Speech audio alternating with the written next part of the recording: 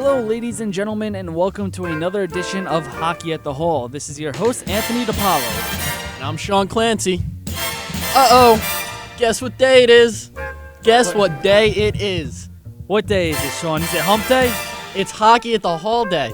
Oh, Coming at you a little bit later than usual. We're sorry about that, but it's Saturday, September 14, and we're back. It's Hockey at the Hall, second episode of the year. And you know, not only is it Hockey at the Hall day, Sean, but even better, today is the first day of preseason games in the National Hockey League. Who's playing today?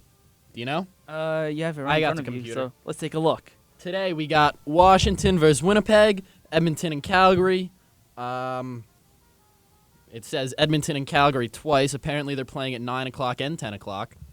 And that's it. Well, you know, riddle Sean, me, I don't know. It's finally good to see some action now. Preseason is about to come underway, and well, obviously it's nothing like the regular season. It's always good to get a chance to go into the arena and take a look at what's going to be hinting for all the teams to come in the regular season. I don't care about preseason. I just want to see Brodeur and Schneider play. That's all I just want to see how they look. And apparently they had I don't know why they didn't put the video of this up, but they had the Devils red versus white scrimmage. So would you like to give us a recap of that, Sean? Yes, the final score was 2-0. It was Brodeur was on one team and Corey Schneider was on the other team. And it was a 2-0 final, but the score was tied 0-0 all the way up until 50 seconds left, and Rostislav Oles, off-season acquisition, poked one by Marty Brodeur, and then Stefan Matteau added an empty netter, so it was a 2-0 final. It wasn't a full game. It was 50 minutes long, though, because they did two 25-minute halves. But still, you know, Brodeur and Schneider they both put up shutouts for 49 minutes. Schneider put up a 50-minute shutout, so I'm liking our goaltending situation. Yes, I agree with you completely. Brodeur still has some left in the tank, and then Corey Schneider, the young and proven goaltender coming out of Vancouver. And, I mean, Sean, I know you said earlier in the show that you don't really care about preseason, but I feel like it's such an underrated portion of the season because really, I mean, even though you don't get to see your star players that often, it's really, I guess, a testing period for the players that might get roster spots. Like what I was saying before the show, you have guys like Eric Galinas, you have John Merrill, and you have Alex Erbom, great defensive prospects. Maybe even Reed Boucher will get a couple preseason games in, and you really get to see what they're all about. Yeah, definitely, and that's something we didn't talk about last show was the defensemen too. Thank God, if you followed Hockey at the Hall last year, you know I wasn't a fan of Talinder that much, right? He's gone. Thank God he's gone, because now we have a whole bunch of young defensive prospects that we can start integrating into the lineup. And also up front, you mentioned Reed Boucher. I think you'll definitely see him in the lineup at some point this season. He's going to be a great offensive player, I think. What was the league that he set the record in for goals or something? Was it the Ontario Hockey League? I think so, yeah. And I believe it was Steven Stamkos' record that he broke. Reed Boucher broke a goal record set by Steven Stamkos. Steven Stamkos is the best goal scorer in the National Hockey League. So if we got somebody in our system that's, you know, breaking Stamkos' records, even at a lower level, I think that speaks volumes about his skill. Well, I mean, just a couple questions, though, about Reed Boucher. I mean, one, can he rock the mullet like Stamkos? But more seriously, number two, does he have the size and the speed to compete in the National Hockey League, Sean? It doesn't matter. Did what they say about Marty St. Louis, that he didn't have size and speed? What they say about Claude Giroux, which he's not even that small of a guy anyway. What about Brian Giunta? You don't need size, and well, they have speed. These little guys have speed. They don't have the size, but they don't need it. Or better yet, strength, because you look at these small guys that you were talking about, Giunta, St. Louis. I mean, these are strong guys. These guys are built, and they can sustain, hits from these bigger players. And I guess my real question was, is he strong enough yet to play in the NHL? Even if he's not going to be that tall, he still needs to at least have some time to develop and get ready to play in this bigger and faster league. Well, that's what they're waiting for, I guess. I don't ask me about his But physique. I don't know. and again, that's what the preseason's for. And that's what you have tough guys for too, to protect your little guys. But I don't know. A lot of teams don't carry tough guys anymore. But sometimes these little guys they're tough themselves. Yeah, we saw that from Steven Gianto over the past year or two. He led the team in hits or something last year, didn't he? Yes, he did. Look at that. What's he? What's he, about your height? Just about, maybe a little taller. See? There we But also some other interesting news around the National Hockey League. You mentioned before, Sean, that the St. Louis Blues have re-signed Alex Pietrangelo. And what do you think about that signing? Well, they locked him up for 7 years at $6.5 million per season. That's more than Clarkson, isn't it? Or close to it? I think that's more. That's $6.5 million a season. I think that's more than Clark. Didn't they give Clarkson $5 million a year? Something like that, but He deserves more than Clarkson. Clarkson's going to score 40 points this year. Pietrangelo, though, is a name that, I guess because he plays in St. Louis, certainly a name you do not hear around the NHL often. Give it a And couple years, you certainly- will. Certainly a very underrated player. When I watch the Blues every now and then, his name always seems to come up. He's usually a guy that makes the plays happen. He's their top defenseman. He could do it all. He's going to be on Team Canada this year. And so, I think he hasn't proven himself yet, but I think he is going to prove himself. I think he deserves the contract that he got. It took a while to get there, but they found a balance that works for both sides. So good for them. I'm happy for the Blues, and it's kind of a relief. I was worried that they weren't going to sign him because I'm predicting the Blues to go to the Stanley Cup final this year. So Pietrangelo definitely helps. And then another signing was with the Toronto Maple Leafs, Nazem Kadri. He was signed to a 2-year, I believe, $5 million deal. So he'll be locked up for another 2 years as a Maple Leaf. And I think he's going to end up as that team's top center. I completely agree with you, Sean. Maybe not right yet because you still have other guys like Phil Kessel. You have James Van Riemsdyk. These guys are players. wingers. Okay. But other than position-wise, I think that he will be a top forward soon to come for the Maple Leafs. He is an incredibly skilled forward. It's him and Tyler Bozak. Those are the two main centers on that team. And I think Bozak last year played 46 games, had 28 points. Nazem Kadri had 48 games and 44 points. He was nearly a point per game last year. I think he's going to be the top center this year. Because I was talking to some fans about it, and some fans down here that really do like the Maple Leafs, and they were very excited. And I could kind of sense their frustration or anxiety before he got signed, because it was similar to Adam Henrique, how both players really waited out before they actually made the signing. And you look at Kadri, though, perfect example of being patient, developing in the minor leagues. And when he came up, he just took off with the Leafs. And in the playoffs, he had a +5 rating. He had 4 points, and that included 2 points in Game 7 against the Boston Bruins. And despite that collapse that the Leafs had, they still put up a great fight against the eventual Eastern Conference champions. Well, Kadri and Bozak they're the centerpiece for the Maple Leafs. They're really going to have to be on top of their game, because if they're not good this season, then Toronto's not going to be good. If they are good, then I think Toronto's going to be a very good team. But a lot of it falls on Kadri and Bozak. If they can prove that they're both worth being top centers, then I think Toronto's going to have a very good season. In fact, what do I have them? I have them third in the Atlantic Division next season. I think they're going to have a really good year, especially with Jonathan Bernier. What do you think's going to happen with Bernier and Reimer? Well, James Reimer is a very good goaltender, as is Bernier. So I think this will be a very interesting goaltending situation. However, I think this is really good for the Maple Leafs organization, knowing that they have two extremely capable goalies of carrying them out throughout the season. I think, if anything, it's going to be very similar to Brian Elliott and Yaroslav Halak for the St. Louis Blues. Yeah, definitely. I think Bernier is going to win it, though. I just think Toronto's going to... Why are we talking about Toronto? Let's talk about a different team. Okay, what team do you want to have talk about? I didn't have any... I was thinking... I would hope... You always come up with the ideas. Well, what do you want to talk about? It's a beautiful day to talk about hockey. Yes, absolutely. Here's good news. 20 days, 5 hours, 12 minutes, and 44 seconds until opening night. They got the countdown on the Devils website there. As of, 1:42 p.m. on this Saturday afternoon? 1:47. 1:47. Oh, okay. This clock is slow down the computer. Here in South Orange, New Jersey, in the studios of WSOU. You going opening night? Did you get tickets? I thought you were going to get the tickets, but...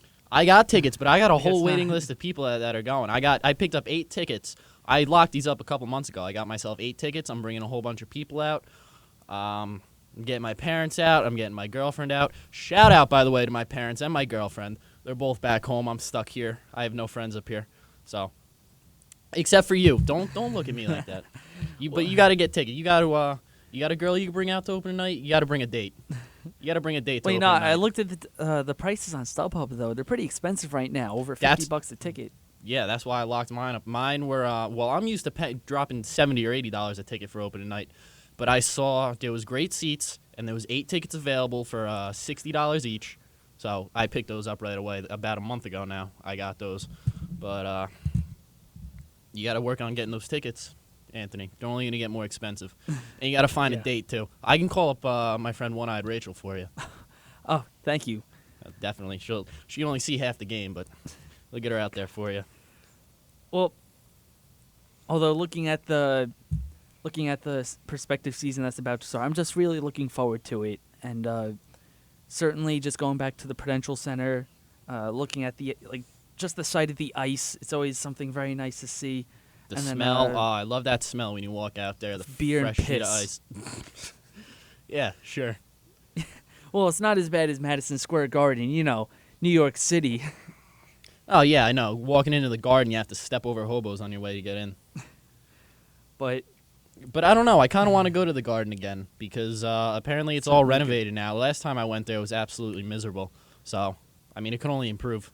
yeah, the one time I went to the garden, or the one time I went to watch a Ranger game, it was in 2008. It was the 2007-2008 season, and this was when the Florida Panthers came in against the Rangers. It was Kids Day, actually.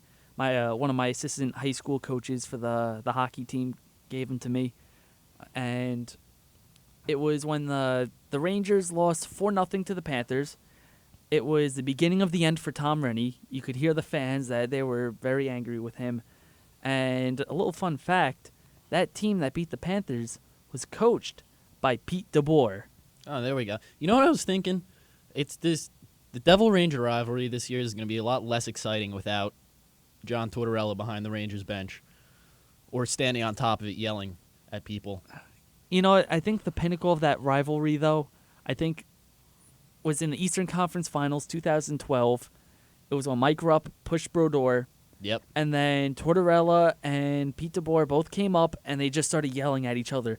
And the game was on NBC Sports, so the audio was going to be very good. You could hear them yelling really quickly, but then Pierre just turned on the mute button. That was a great game. I was just watching. I watched that clip on YouTube a couple days ago. I was watching the fights from the opening face-off, all of it. And I was talking to my Ranger fan friend. I'm trying to get out to a game with him, but I don't know. Of course, typical Rangers fans, he thinks his team's going to be all that this year, and the Devils are going to be in last place. I told him I tried to tell him we're going to have a good team though, because our goaltending situation is looking. We have Brodeur, and we have the most capable backup we've ever had. For the most part, it is solved. No, we don't have a backup. We have two starters. We have 2 starters. We have a 1 and a 1A, as they say. So I think our goaltending situation looks the best it has in years. Our offense is not the greatest it's looked, but this is exactly what I told my friend. I said Eliash and Michael Ryder are probably both good for about 60 points. I think Ryder's very underrated. Zajac, if he's the top center, is going to be right behind them, 50 to 60 points. I think Lokhdianov's going to get at least 40 points. Really? Well, he's center too, so he's got to contend with Zajac and Henrique. But if he can get enough playing time, I think he's capable also. Oh, I think he's going to get plenty of playing time. He was very impressive last year, and I think that's only going to get better for him. And if you have somebody like Yager setting him up too, I really hope that those two are paired. I think that a guy like him setting him up, or vice versa, because Lokhdianov sometimes does like to be a passer, I think that he can either finish with a guy like Yager helping him out, or he could set up other teammates too. I think it's going to be a very potent combination. Definitely. And that's what I said too. Yager, if he can stay healthy, he's good for 20, 25 goals, 50 points. However, What? when you said Yager being healthy, that actually reminded me of a big story that we must cover now in Hockey at the Hall. He's old. Jaromir He's Jagr, old. He's sore. He left a practice for the Devils because he was sore, and I think Lamoriello said that there was no timetable just yet. Because the season hasn't. There's still half a month before the season even starts, so there's no need to rush him whatsoever. So Time is on our side right now. basically, you're just saying that this is maybe a little hype for a whole lot of nothing? Right. He's old. He's gonna get sore every now and then. Let him be sore. Let him, sit there with that big goofy smile, and then let him come back, and he's gonna score 20 to 25 goals. If he stays healthy, if he plays at least 70 games this year, 20 to 25 goals for Yager. And then past that, we have depth. I mean, it's we don't have these big name players, but we have capable depth. We still have Zubris, like you said, Lokhtianov. There's going to be guys battling for spots, and then there's the fourth line. Don't forget that fourth line. There's I the was just fourth about to line. bring it out. Well, the third line now. Yep, and our defense. We have a good defense too. We don't have a great defense. It's going to be there's going to be a lot of different parts to our defense this year because we're going to be putting a lot of new guys, rotating guys around. But we still have a good defense. So I think we have a good team going into this year. Nobody's giving them credit, and so we'll see. We'll see when the season starts. And the preseason game coming up, the Devils and the Rangers. What's that? Tomorrow? I believe so. No, I think it's Monday, right? Okay. What's today? Who cares? Today's Saturday. Okay. Well, what about the game? It doesn't mean anything. So, and I never get excited either when the Devils and the Rangers play in the preseason. The Devils win. I don't care. But the last thing I want to hear is all these Ranger fans coming at me because the Rangers are probably going to win the preseason game because they're going to put Lundqvist in. We're going to put, Jeff Frazee or something in there. No, I think more so with Wedgwood or Keith Kincaid. This is what I think we should do. There's 6 preseason games, right? This is what I think we should do in terms of our goalies. We should put Kincaid in net for one of them. We should put Wedgwood in net for one of them. And then the four games that are closest to the start of the season, give Brodeur 2 of them and give Schneider 2 of them. I think that would work out beautifully. I guess I probably would have done it the other way. I would have given Kincaid 2, Wedgwood 2, and then Brodeur and Schneider the last 2 preseason games. Why? You got to get Brodeur and Schneider ready. Keith, Kincaid, and Wedgwood, they're not going to be playing that much this year. Well, yeah, true. I mean, unless Brodeur, pulls a that, Yager. And then again, though, you do have Brodeur that, I mean, not only just for injury risk, but also just if he decides to hang it up after this year. And then who's going to be backing up for Schneider? Is it going to be Kincaid? Is it going to be Wedgwood? However, I guess to your defense, there's always next preseason to determine that as well. Right. I don't care about preseason, especially because I even think 6 games is too long for preseason. I just want to get it going. I really just want the regular season to start. At least it's not like football, though. Football is 16 games in a season, and they play, 5 preseason games or something? 4. Sometimes they play 5, right? I think. Are there any football fans out there? Tell me I'm right. Okay, well. Imagine that, though. Playing a quarter of the games that you play in your career don't even count. How stupid is that? Football should be a lot more than 16 games, if you ask me, but. Then again, it's more special. However, what's more special? Football, once a week it's special, but I was just being sarcastic. I do agree with I think the NHL is better in terms of having an 82-game schedule and certainly just as physical, really, as football, at least in my opinion. I mean, fans are going to disagree with me, I know, but I think that's just a fact. I think football. Well, I don't know, because they're starting to give penalties in football for all these hits now. It's the same thing in the NHL, the same road the NHL is going down, where there's so many different rules about the way you can hit players, and so like I said, give it 5 years, and the NHL is going to be like a no-contact sport, pretty much. I doubt it. Give it time. Okay, so nobody's going to want to hit anymore. That's already how it is. Nobody wants to hit anymore because everyone's scared of getting a penalty. You throw a clean hit, half the time you get a penalty for it anyway. Who was the guy last year on the Blues that threw a perfectly clean hit and got suspended? good question. I don't remember that. I don't know if he got suspended, but I know they threw him out of the game. They threw him out of the rest of the game, gave him a misconduct, whatever. And then you looked at the hit, because they said it was a hit to the head. His shoulder was, like, into his ribs. Wasn't even close. I don't know. I mean, they're certainly trying to crack down on concussions, and I don't know if they're doing any collateral damage right now with the way that they're with the clean hits. However, I really don't know. But that's another thing I can't wait for, these refs this season. See how they are. I'm sure the officiating will be much better than last year. Can't be much worse. It wasn't even bad last year. What was bad was the playoff season before last year. That's what was bad. Well, and now we're going to wrap things up now by going back to our favorite segment of the show, Clancy's Crease, with all the new goaltending news here in the National Hockey League. So, Sean, what do you have today? Okay, the word is that the Panthers' goaltending situation sucks, as it has for a very long time. The entire team has, except for that they squeaked into the playoffs and almost gave the Devils a run for their money.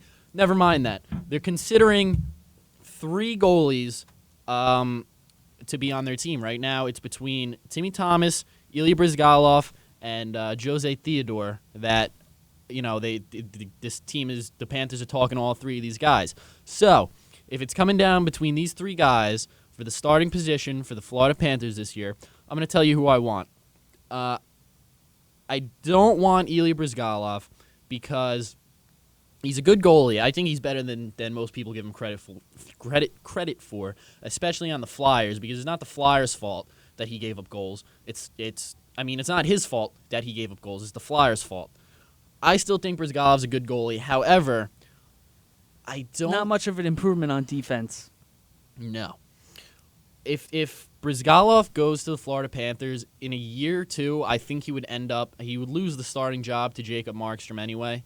And I don't want to see Bryzgalov stuck on a crappy team as a backup goalie. So at this point, I think Bryzgalov's best bet for him would be to go to the KHL. I would be happy to see Bryzgalov go to the KHL and find a good starting role on a good team over there. So that leaves Timmy Thomas and Jose Theodore. Both these guys are old. Both these guys are not going to be around much longer. So if it's between those 2, I'd go with Timmy Thomas. Even after that sabbatical he took? What does sabbatical mean? Hiatus, year off. Oh, yeah. I think apparently he's in great shape. If he was the best goalie in the league, if you ask me, he was the best goalie in the league. I think he's still capable of being a really good goalie. But at the same time, a lot of I saw some Panthers fans saying that they don't want Thomas to come in and be good because then the Florida Panthers might not end up being a last-place team. And a lot of people want to see the Florida Panthers come in last place so they get a good draft pick. I've never really agreed with that. I think no matter what, you always have to strive to be the best you can. And then worry about drafts and worry about all that afterwards. But if the Panthers have a chance to be as good as they can be this year, then I think they should. They should go after Thomas. With or without Thomas, I still think they're going to be a last-place team this year. But Thomas is just going to be at least exciting to watch. It's going to be good for the fans, something to root for, and that's it. I think Thomas would be a good fit, and he could mentor Markstrom, because Markstrom, I don't get the hype with Markstrom. I really don't. Well, okay, hang on. I just want to backtrack a little bit. You said that you're against tanking for a good draft pick. Yes.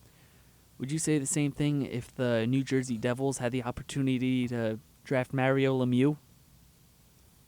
Because Mario Lemieux is retired. Well, because I forget what year the draft was. I don't know if it was in the mid to late 80s, but the Devils and Penguins were both, I believe, tied for last place. And at that point, it was whoever lost automatically got the first draft pick, whoever was in last place. And the Devils decided to actually try to win the game, and the Penguins lost. So in that draft, the Pittsburgh Penguins got Mario Lemieux, the Devils got Kirk Muller. So, yeah, and the Devils still built a dynasty the next couple of years. So, think they would have been much better though if they got Mario Lemieux. I don't know. That's hard to say, but I mean, I'm not talking. It's not the end of the season. I'm not talking about one game. I'm talking about the entire season. Because it's not fair to the fans if you go in, if your mentality going into the season is, and this is a Peter Laviolette quote. This was on HBO 24/7. If your expectations going into the season is not to win a Stanley Cup, then you've already sold yourself and your team short and your fans. So, Certainly and you a never very know good with the quote. Panthers because, like I said, 2 seasons ago, nobody expected them to be a decent team, and they ended up squeaking into a playoff spot, and they almost beat the Devils. Took 7 games.